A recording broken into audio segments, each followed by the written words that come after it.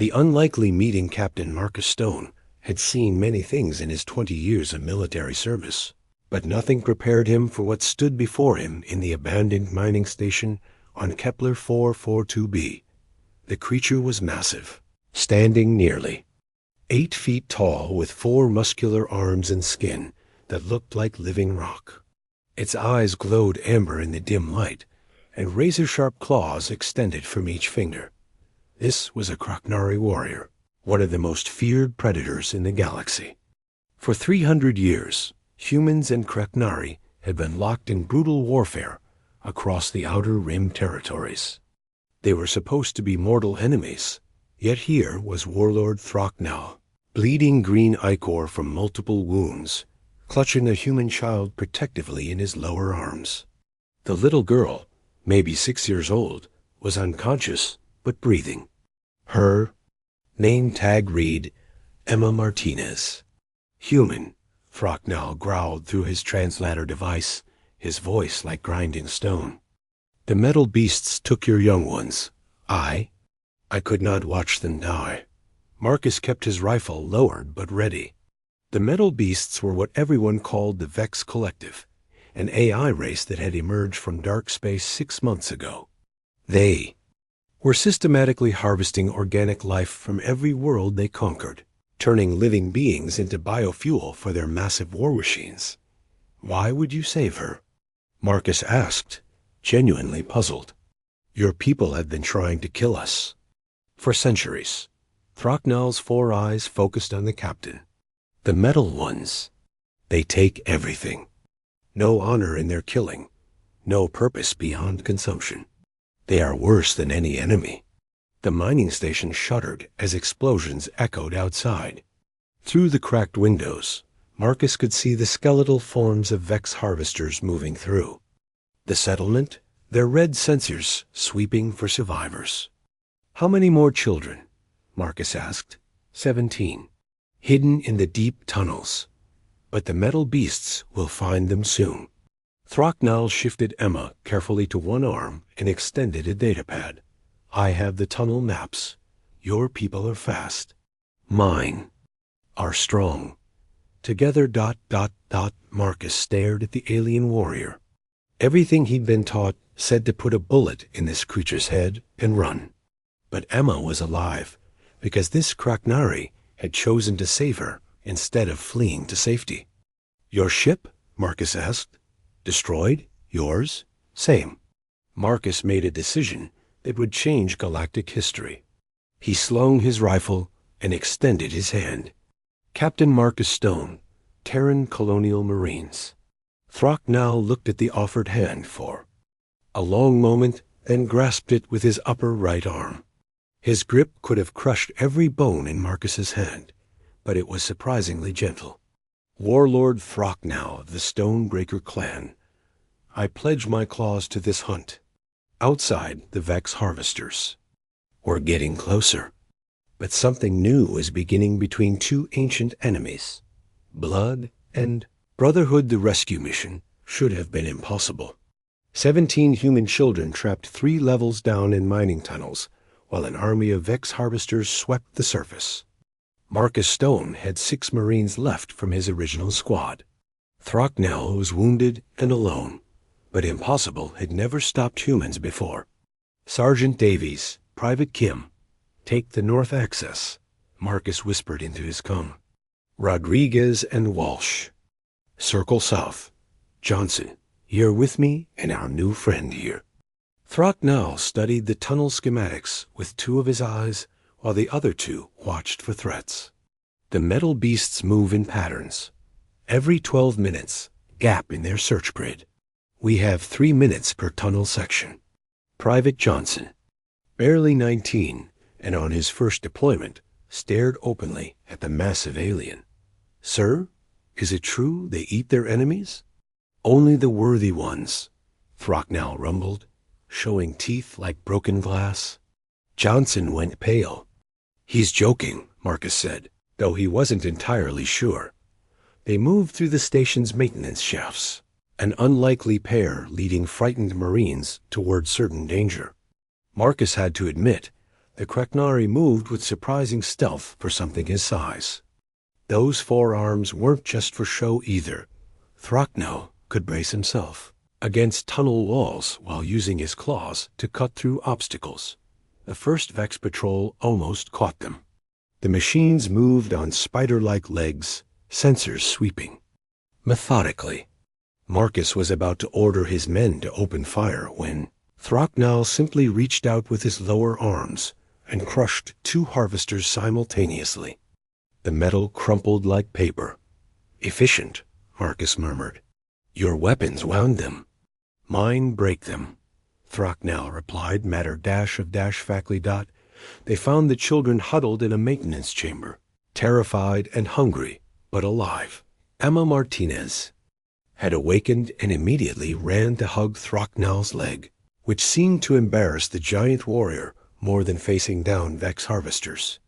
"The little ones trust quickly," he observed.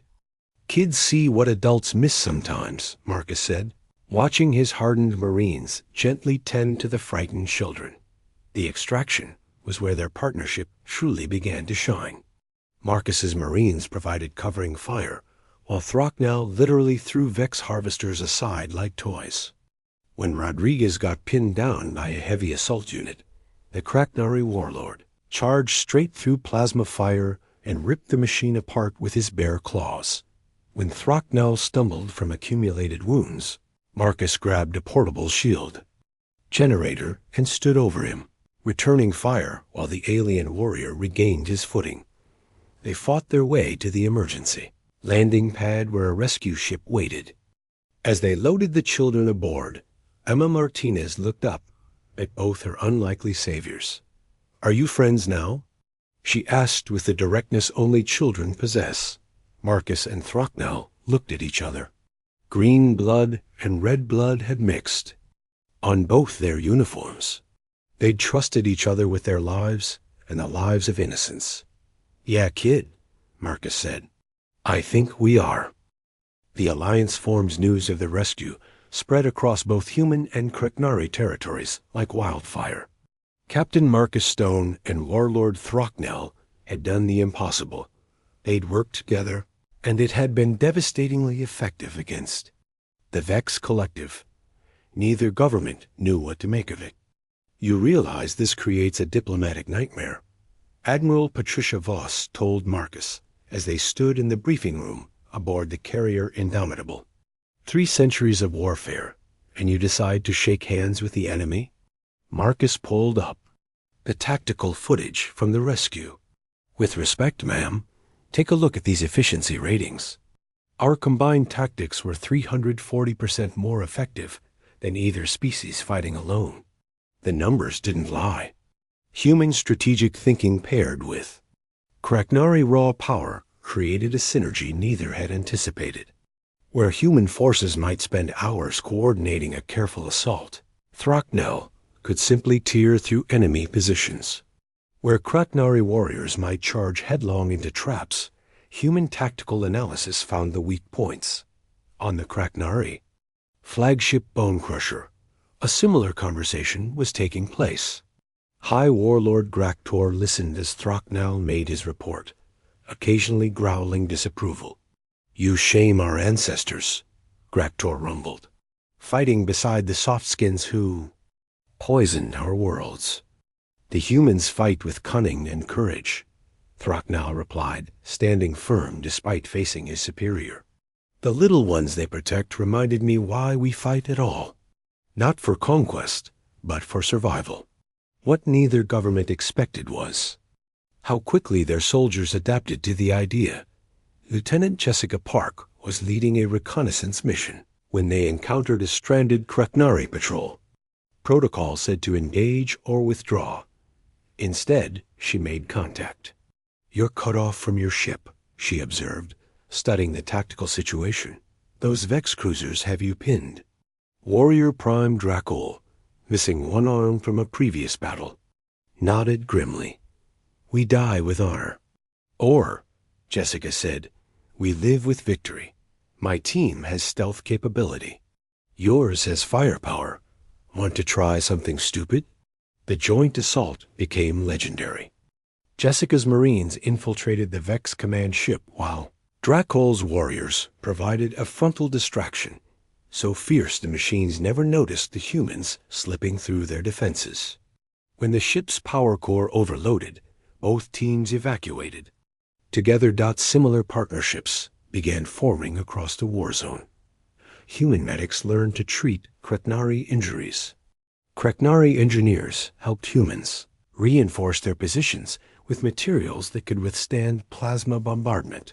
The breakthrough came when Dr. Rachel Torres, a xenobiologist and master shaper of Rexnau, began collaborating on weapon designs.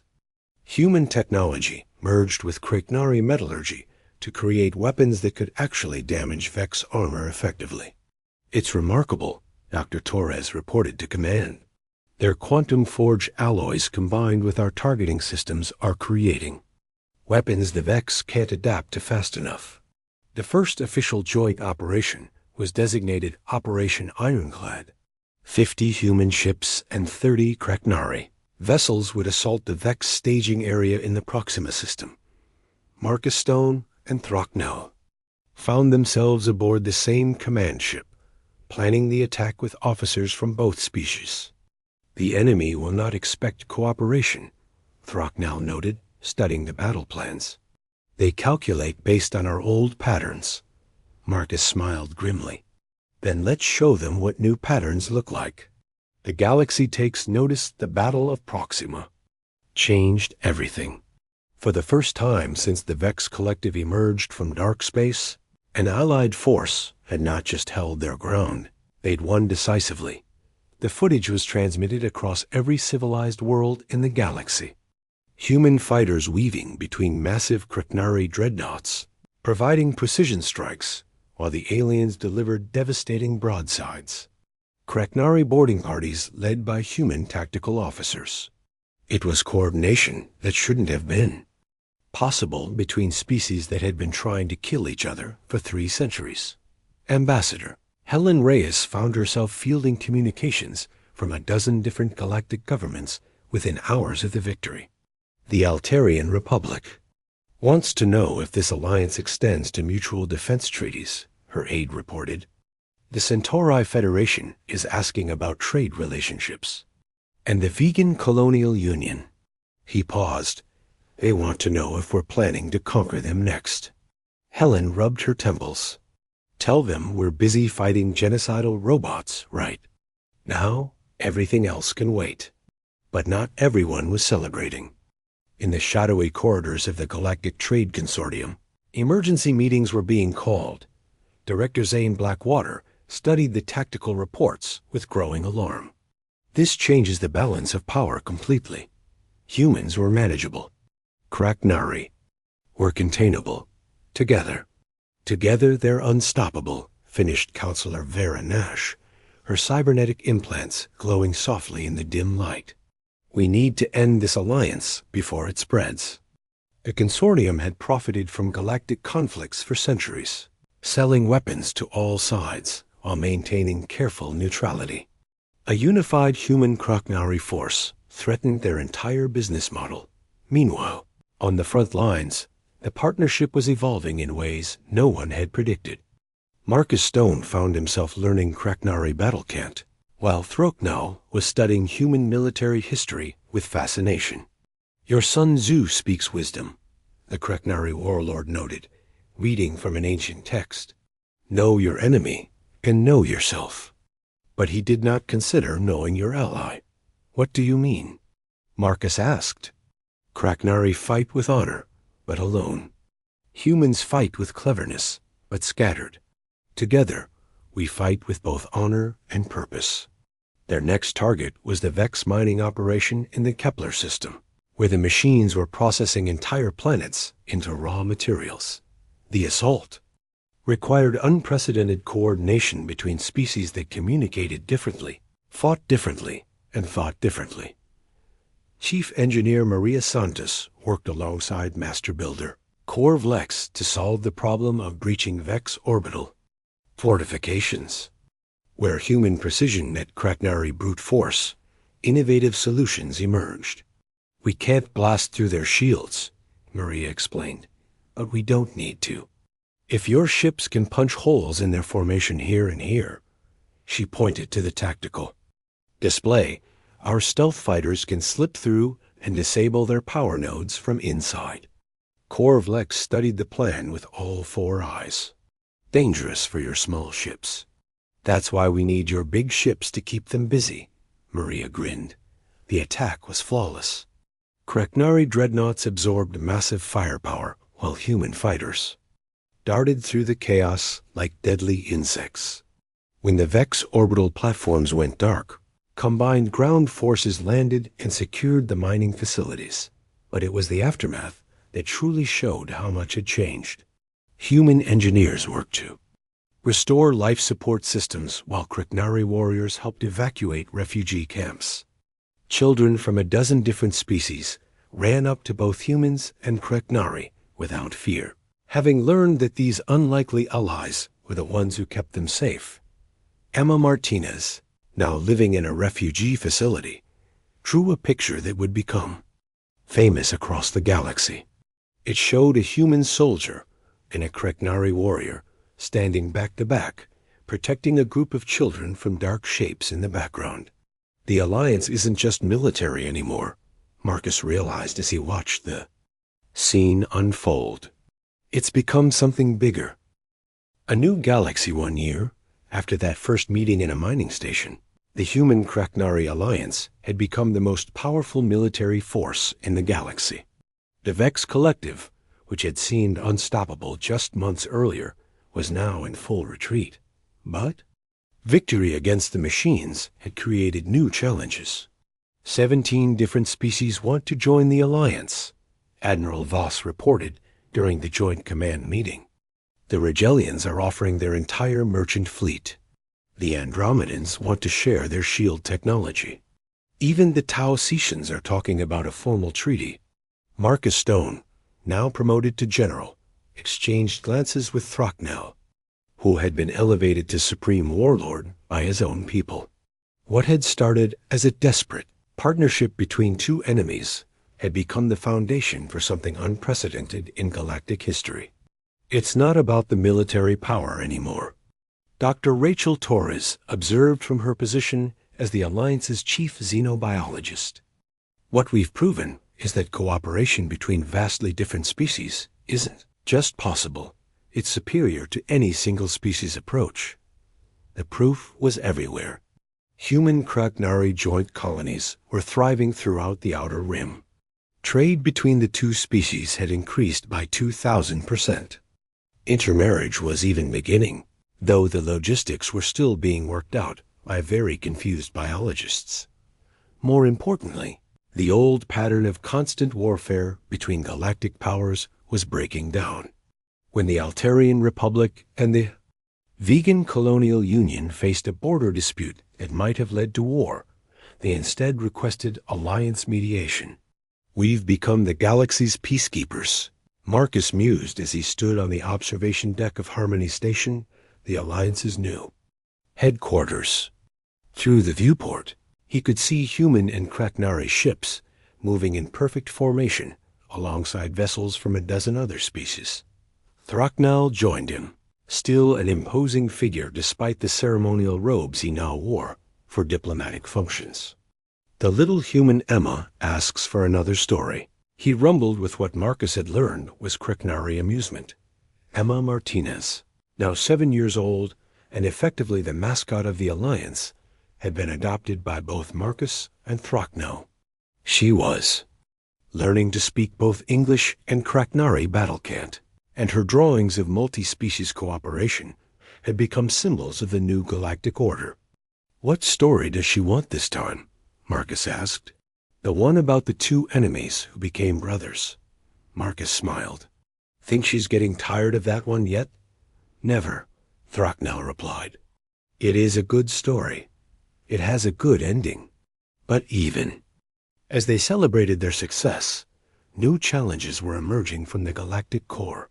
Deep space monitoring stations were detecting massive energy signatures moving between star systems.